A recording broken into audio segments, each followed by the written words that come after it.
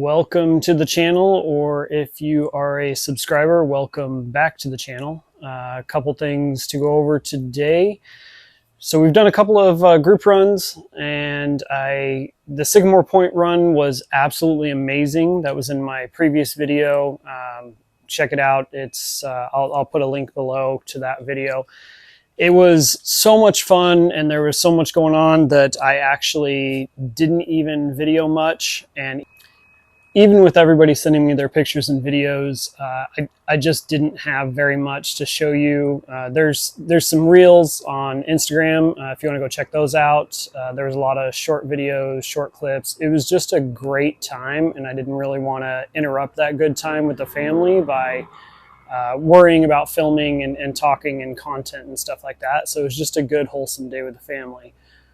This last run that we went on last weekend, which would have been August the 26th, 27th, whatever that Saturday is, was a little different story. So I went by myself, and I went by myself as far as my vehicle. The family stayed home. I went with a group of people. There was Jeeps, 4Runners, Tacomas, all kinds of vehicles in there. I believe my vehicle was the only one without sliders. And if you look, I have sliders, and I have the bars that go from the sliders to the brackets to go to the frame. But in my infinite wisdom, when I ordered this kit to weld together myself, I didn't realize that they are weld-on sliders. So you'll see in the video here in a minute kind of what we had to do. I would highly recommend getting you a set of these track boards. These are just some cheapy ones off Amazon. I think that they were like $90. They're definitely under $100. And these right here saved me thousands of dollars in body damage, along with the skills of a good spotter. So definitely make sure if you're going to do anything crazy that you have a good spotter. The trail that we did was from Lake Pleasant in Arizona up the back way to Crown King. It is labeled as a very difficult trail, and I would say that anybody who's going into it, if you haven't ever done the trail before, you're going to see that the first probably 17 to 20 miles is like nothing. And it's only a 32-mile trail or 35-mile trail, something like that. So you're going to be driving down the trail wondering, what in the heck are all these people talking about? This is very easy. And for the most part, it is pretty easy. There's a lot of kind of choose your own adventure where, you can take the hard line or you can take the bypass around. And the group that we were in, everybody was awesome. There was, whoever went in front would jump out and spot the person behind them. And if you took the bypass, you would just kind of hang out and wait. A couple issues that I ran into in doing that, because I am not very comfortable in those kind of crawly type situations, especially with no sliders to, rely on if I get a little off kilter and slide into something. I want something to protect my, body of my vehicle. In doing so, while we were waiting, there was a couple of times that, I had the truck in 4 low and maybe was a little like off kilter up, whatever. And in doing so, instead of putting my foot on the brake and putting it in park, I decided that I would just kind of hold my foot just barely on the throttle and hold myself in position. In doing so, without even thinking about it, I didn't even realize that all I was doing was superheating the torque converter. So what this ended up doing is, as we got down the trail a little ways, I took the truck out of 4 low, came right out of 4 low, no problem. And we got to a section that was a little bit faster or whatever. And I said, okay, no problem. I'll take it out of 4 high and just go back to 2-wheel drive. Well, I have the knob on the dash, and it just started blinking at me. It did not want to come out of 4-wheel drive, or what I thought was coming out of 4-wheel drive. The 4-wheel drive system actually disengaged, but the light on the dash was telling me that it was still engaged. And I didn't realize this until a little bit further down the road, when we hit another section and I realized I had no 4-wheel drive. So my truck being the base model SR, I don't have rear lockers either.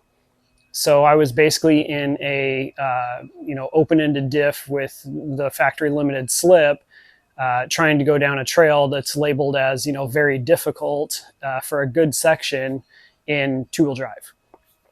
We made it, no problem. Luckily, we hit the right section of trail where it wasn't an issue. I do have the winch if I needed to hook onto somebody. Other people had winches, so that was great too. We stopped for lunch, and when we stopped for lunch, I disconnected the battery completely and left it disconnected with the hood open and everything for about 15 minutes or so while we were eating, and you'll see it was kind of comical while we were eating. We got in this torrential downpour for just a few moments, and I'll show some video of that here. But in doing so, it let everything cool down. When I reconnected the battery, everything was fine. So, we didn't panic. We didn't start tearing stuff apart on the trail. I could, physically feel the heat coming off of everything. I did notice my temperature gauge, kind of moved just one little tick for a moment, kicked the heater on, it kicked right back down. That's kind of when I started thinking about, temperature issues and that it may have been my fault. So just a tip for anybody who's out on the trail like that, if you're in a position where you're waiting on other people, you're going to be sitting for a few minutes, just put it in park, set your parking brake, put it in park, and just wait. There's no sense in superheating the transmission, stuff like that. So a couple other things that we have coming up. I know I haven't been producing a lot of content lately. We're going to get to that and hopefully get caught up here shortly. First and foremost, this little device right here is the Zoleo GPS satellite communicator. And I've been using this for a little bit now, and I think I'm about to the point now, I'm about 90 days into using it, and I've used enough now that I'm just about ready to make a video on that. So keep an eye out for that. Spoiler alert, highly recommend it. Next order of business is one of these little dual USB chargers. Now this one, if we can get the camera to focus here, you can see has this little power button on the side.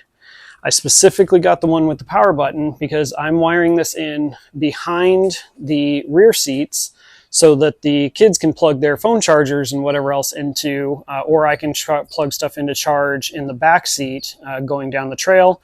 It can have 12 volt constant to it, and I can hit the button and turn it off. So I don't have to worry about it being 12 volt all the time. I can control it without adding in another switch. Next item is going to be this here, which is just a standard 12 volt kind of cigarette lighter adapter. This one does, however, have, I don't know if you can see it in the camera here, if it'll focus, but it says lock points. I specifically grabbed this one because it is for my fridge that I'll also be doing a review on shortly. And the only complaint I have about the fridge so far is that the 12 volt plug that plugs into the cigarette lighter adapter like that doesn't really stay real secure. So we're going to try it with that locking plug and see how that works out. And then I'll be doing a review on that one too. So without further ado, let's get into the video. So we all met up at a little spot just outside of Lake Pleasant turnoff. Once everybody was there, we drove the last little bit into the Lake Pleasant Marina. And once you come into the marina, there's a nice spot just as the pavement ends to air down. From there, you get on a pretty flat dirt road, a little dusty, but you do get to see some local wildlife. About 15 miles in, you will come to the Crown King Rock, which is a favorite for people to flex out on. Keep going, stop. Oh, that's awesome, your back tires. Once you make this turn, then some of the more technical obstacles start coming about. This is where you get to do your choose your own adventure like we spoke about before. Even the easy sides are pretty easy. The hard sides are definitely possible if you have a good spotter, or depending on your suspension setup and ground clearance, you may not even need a spotter. This trail carries on in this manner for a few more miles before you come into a nice open area just past the mining part, where is a good place to stop and have lunch, which is what we chose to do.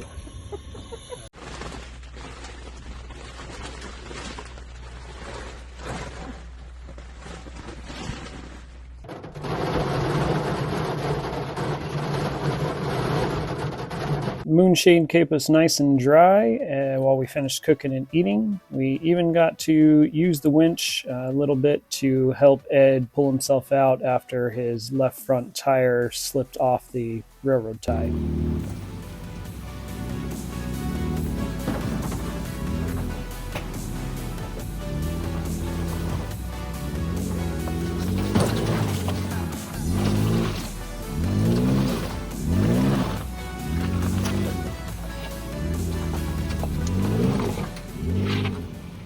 For those of us that didn't have armor, we decided to take the bypass on the first of two difficult obstacles.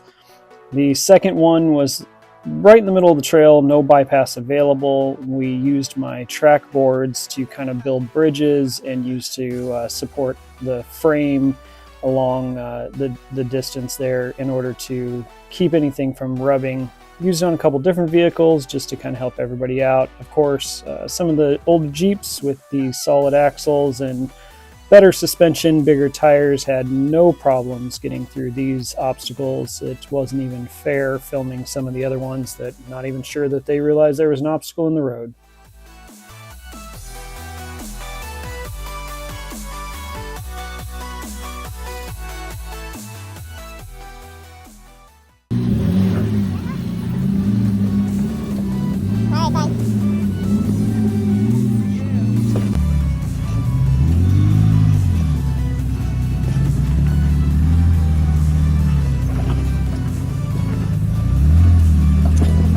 Oh, come on, that was ridiculous. These Jeeps are a different story.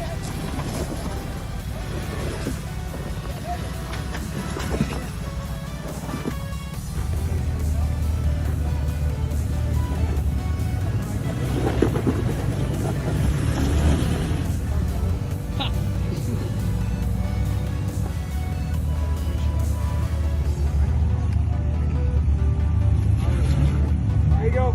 Driver. Easy. Rocky. He's all right on the other side. Keep going, driver. Go straight. That way. I want your back tire to clear that rock. Keep coming this way. Don't keep turning that way. Straighten out a little bit. There you go. Stop. Go forward. Forward. Forward. Forward. Forward. Forward. Forward. A little bit more. Driver, hard. Easy. Easy. Keep going, driver. Got it. Straight out.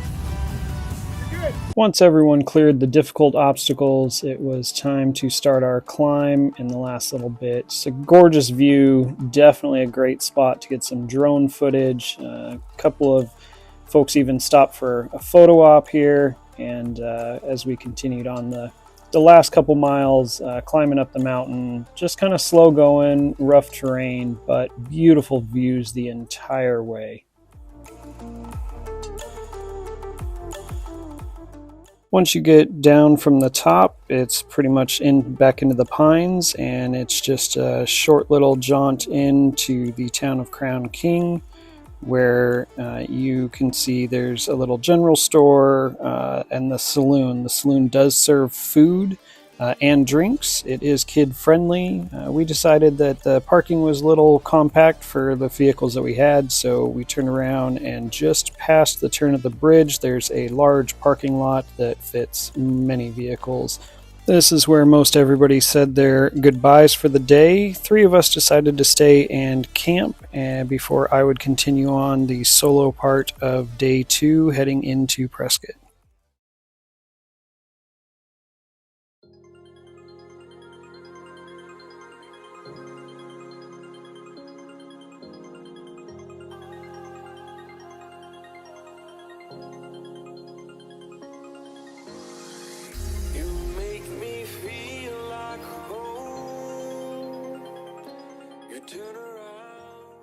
Now, I've done this trail a few times before on my own and with some other groups, and I've never seen it washed out this bad after the monsoon rains.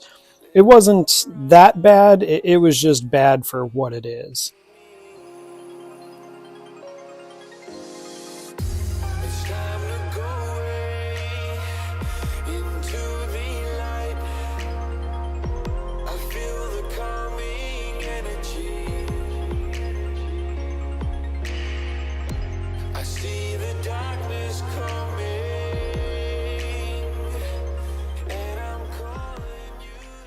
Once past that section, it's a pretty smooth road, gorgeous views all the way into Palace Station Cabin. Great spot to check out.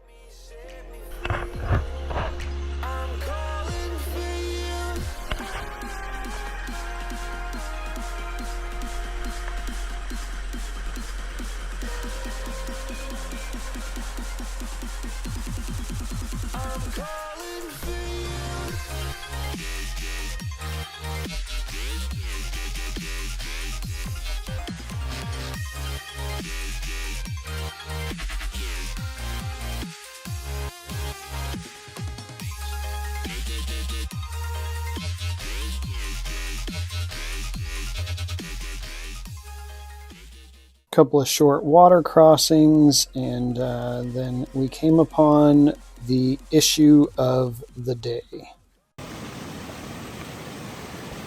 So people have been telling me all morning that the road was out, and I was like, oh, I'll go see. Because when you're off-roading, different people's idea of the road being out means a lot of different things. But this right here is definitely the road being out. So you can see this isn't a creek, this is the road. That's the creek.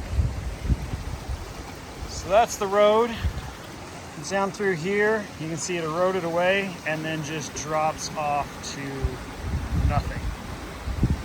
So that is 100% impassable. No matter how you look at it. You got this big rock here, you can't even go up and around it. So looks like we're turning around and taking a bypass. Since a few people had already told me earlier in the day that, you know, the road was out, I had marked on the map the bypass I was going to take over through Pine Flat. It's about 4 miles or so to the south of the Palace Station Cabin. It's a nice little bypass, great road, takes you and puts you out right in the heart of the city of Mayer.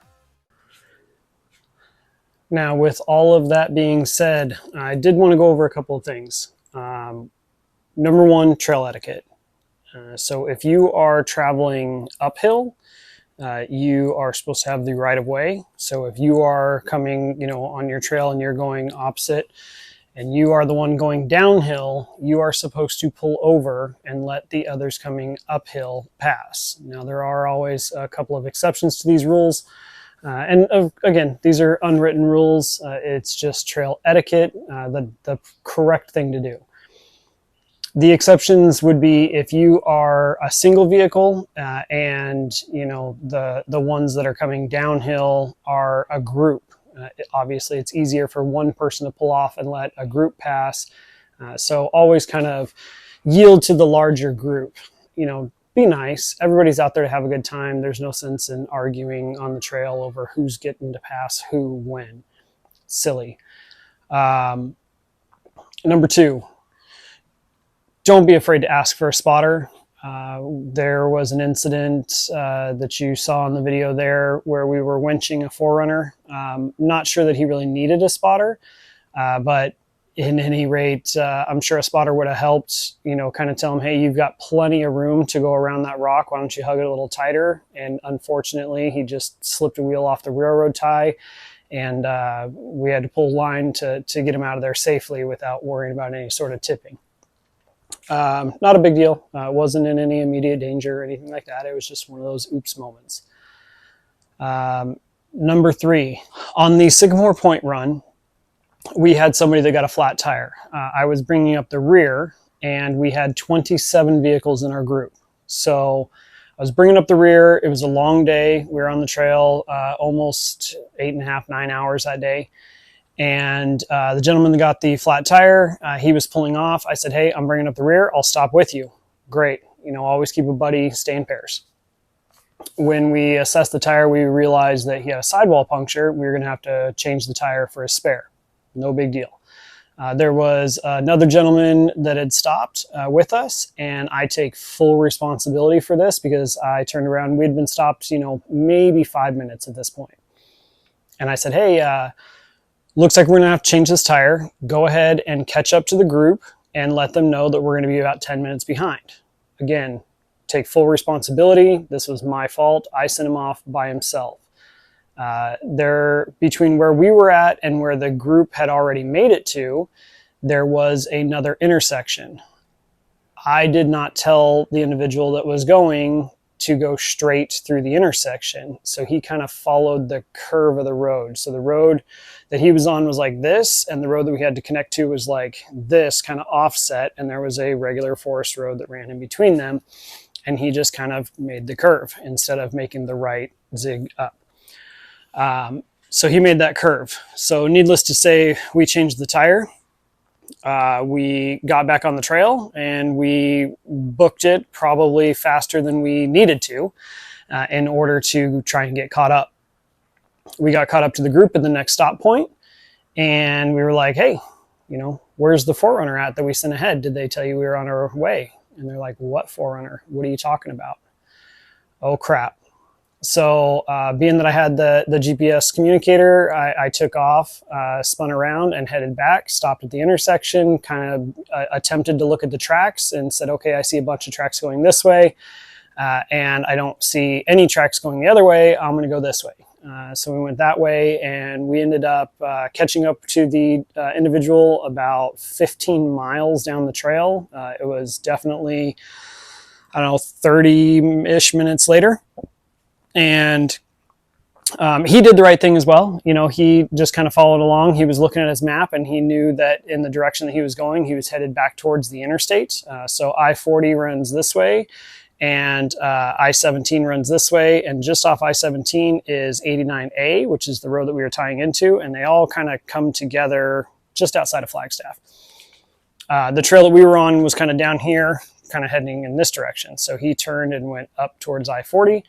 Knew on the maps that he was heading towards the major freeway and Flagstaff, which is where he had the hotel room for that night anyways. And so in his mind, hey, this makes sense. We're heading that way. So we did catch up to him. Luckily, we had the radios, got a hold of him. Everything was fine. As soon as he got cell phone reception, he had sent me a message on Instagram saying, hey, we found the freeway, lost the group. Everything's fine. We're good. We're just heading to the hotel. But in that moment in between, when we didn't know, it was getting dark and it had been a long day, and, I was taking responsibility. Not only was I one of the coordinators for the group run, but I'm also the one that told him to go ahead and go. So that was definitely a learning moment for myself to not send people out on their own. I should just told them, hey, hang out. We're going to change this tire and we'll get back on the trail real quick. So definitely important. Next item is pay attention to what people are telling you on the trails. Don't think that maybe you're more capable than you need to be.